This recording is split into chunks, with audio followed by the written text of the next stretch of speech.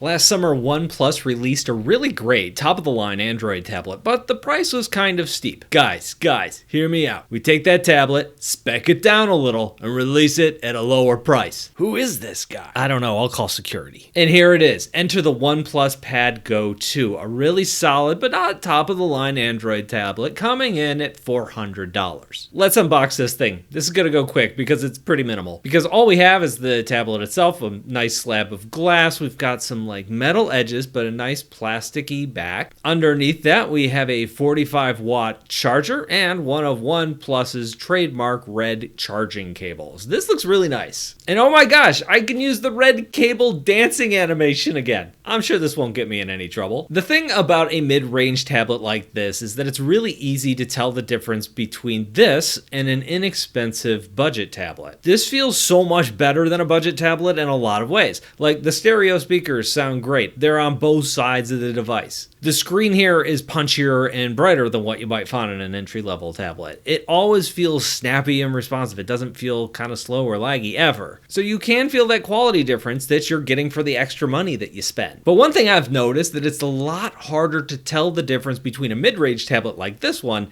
and the higher-end, really expensive ones. You can see it on the spec sheet. Those higher-end tablets have found ways to make themselves like a millimeter thinner. The battery maybe has a higher capacity. The build materials technically cost more, they're more premium. The processor isn't as good, but for what I'm doing on a tablet on a day-to-day basis, I barely ever take advantage of all that processing power. So when I stop and think about what specs really separate that mid-level from that high level, I'm really looking at the display, because those high-end displays on the screen tend to be OLED displays, like Samsung has their fancy dual OLED on their newest Galaxy tabs.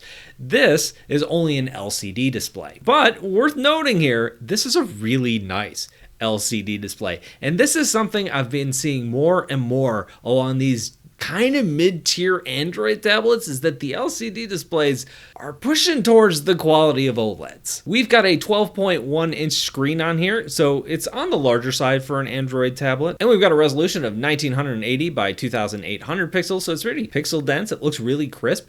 And here's what's really nice on a mid-level tablet is a 120 hertz refresh rate, which gives a smoother animation and is becoming more and more common on these kind of mid-tier tablets. I always like to pull open this Mario drawing I did like 2 years ago. Yes, that's why you're always seeing it in my videos. I'm sorry. It's not just because I like it, but it becomes a great color baseline for me. I can see what this screen can do because lower end screens aren't nearly as punchy when I look at this image. They don't have that same range of red, whereas some screens are calibrated to like boost those reds artificially. Because if you think about red, it's not like a super common interface color. People rarely have super high-end red desktop wallpapers like this. So when I look at this, I can see the drawing and instantly know, hey, is the color getting blown out? Is that range not as intense as what I was expecting? And this screen handles this drawing really well. It's pretty much perfect, as good as an LCD is gonna get. Now here, this screen is not going to get as bright as an OLED, but when I look at it next to an OLED screen, using it at the brightness I would usually just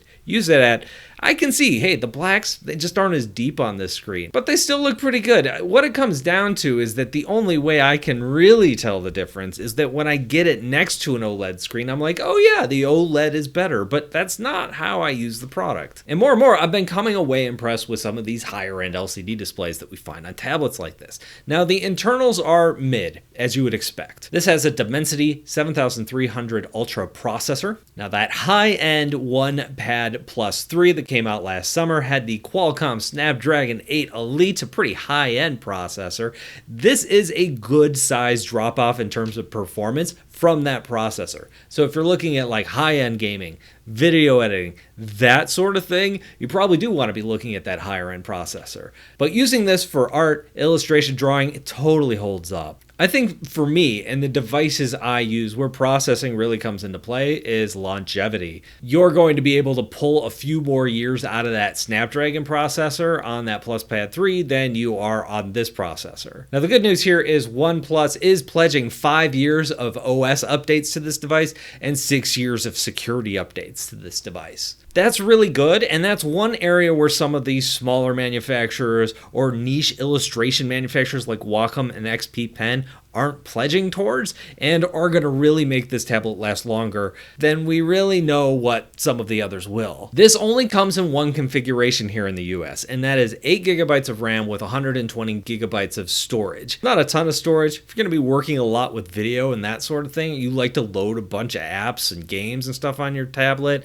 you're probably going to use that up after a few months. Now, I've seen some sites online saying that this has a micro SD card slot. I was expecting that when I looked into this, but I have spun this thing around every which way that I can. I cannot for the life of me find a micro SD card slot on this thing. So if you do need more storage, if you need a lot or expect to have a lot, this probably just isn't the product for you. Now, I've thrown out some other brands like Samsung and Wacom up to this point. If you're wondering how this rates to those other products that I've tested, I rank all this stuff over on my website, bradsartschool.com. I update that frequently. So if you're doing that comparison shopping, that's a good place to look. Also over there are my courses, like my Learn to Draw in 60 Days course. Great for beginners if you're looking to get into art or just want to pick up a new hobby. It's designed to give you a new class and new homework every day so you can learn the fundamentals of art so you can tackle harder tutorials later on. And anyway, OnePlus didn't just send me the tablet, they also sent along the case and also a pen. Now the case is okay. I prefer some of the magnetic cases more than the like wraparound plasticky models like this one, but this probably does keep your tablet in better shape if you're used to sliding this in and out of a bag a lot or commuting with your tablet. Now the pen does not magnetically attach anywhere to this tablet, so the case has an extra area where the pen can snap into the place, and there's this little loop that goes over it, magnetically attaches to the back to kind of keep your pen snug to help it from popping off too much. And as you can see, this has a tri-fold cover design that a lot of tablets have nowadays on their cases, so you can fold it over and prop it up, kind of use it as a stand. But that tab that goes over the pen that keeps the pen safe when you're kind of moving out and about, it prevents it from really having a snug fit when you're using it as a stand, and it wobbles a lot, especially if you're going to be like touching the screen while watching a movie or something while propping this up with the stand. In fact, it's not really sturdy at all. You can't flip this around and set it at a drawing angle. It's just gonna collapse on you. Okay, I'll be honest. I'm trying to be nice to the case. I really don't like it. It protects and secures the pen just fine, and if that's all you need from a case, it's solid. But personally, I like cases that could double as stands and don't wobble too much and that sort of thing. And in terms of that sort of thing, it's just not holding up too well. Now, the styluses that OnePlus uses have always felt to me like USI styluses. In fact, in old videos, I got that wrong. I said that they were. Technically, they're not. So you can't use any old USI stylus on this tablet. Now, it's entirely possible that they're building this pen tech on top of USI, and that's why it feels so similar. But what is the good news here is that this is so much better than some of the older styluses that I've used on OnePlus tablets. They've really improved the wave here. With a lot of USI styluses, when you draw slow angled lines, or even when you're going around curves and that sort of thing, you get a ton of wave. That is still present here, but the quality of this pen has gone from like a 5 out of 10 to like a 7 or a 7.5 out of 10. It's really a nice jump forward. It feels like they've put more sensors under the screen or something like that to kind of improve that wave. Even when I'm using a program like Krita, whenever I'm drawing on Android with Krita, there's so much wobble and wave to the lines. Here, it's still there. I can definitely still pick it up, but it's dramatically improved. And for me, that's fantastic because I'm using Clip Studio mainly to draw in here in the background of this video, and in Clip Studio I'm able to turn on some stroke stabilization and I get some really nice lines. I also felt like the pressure sensitivity on the stylus was really good. It worked really well. The accuracy was really good. There wasn't too much lag. Overall, I thought this pen was really, really good and totally acceptable for art. One of the downsides, though, of not having a standardized stylus like USI is that the only place you can get your stylus from is from OnePlus themselves. And the reason I point this out as a problem is because the same thing happened with the older OnePlus Pad, and I saw reviews online where people were talking about how they lost their pen or their pen broke, and then a year or two later, the one stylus that works on their Android tablet was no longer in stock or no longer for sale. And it's entirely possible that that could happen with this stylus as well at some point down the road. Now, whenever I draw on an Android tablet, I'm usually searching for the settings in my drawing apps that turns off the draw with finger thing or something similar, some setting that's similar. That will prevent a lot of accidental lines and dots from showing up when my palm hits the canvas. That worked really well here. Now, one thing that does happen a lot here when I was drawing in these apps weren't so much the accidental lines, but accidental touches. My palm would be resting on the screen, and then when the pen tip hit down, it would register that as like a double tap or a 2-finger tap, which in most drawing apps is undo. You'll also notice I was wearing a glove here too, and you might think, hey, was that to like prevent false touches? No, that didn't really help with that. The screen is really smooth and glossy,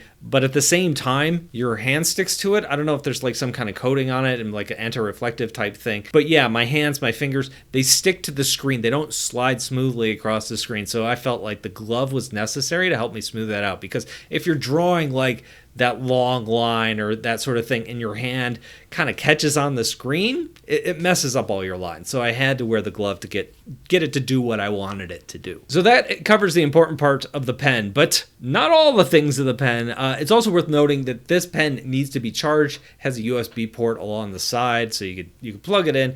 After it's charged up, it lasts for hours and hours and hours. It's a good long time. Also, we're noting this pen is sold separately and cost $80 on OnePlus's website. So do I recommend this Android tablet? Yeah, I kind of do. If you're not going to be drawing and if you're going to be note taking, that sort of thing, I think it's really good. But the thing is, when we're talking about drawing, in the last year or two, the drawing on Android landscape has changed a lot. Samsung is still here packing S Pens in with a lot of their tablets. That is a great pen. I like it better than this pen. It's battery free. Those things are pretty lightweight, but the lines are fantastic. It's really good. We've also seen brands like XP Pen and Wacom come into their own and release their own Android tablets.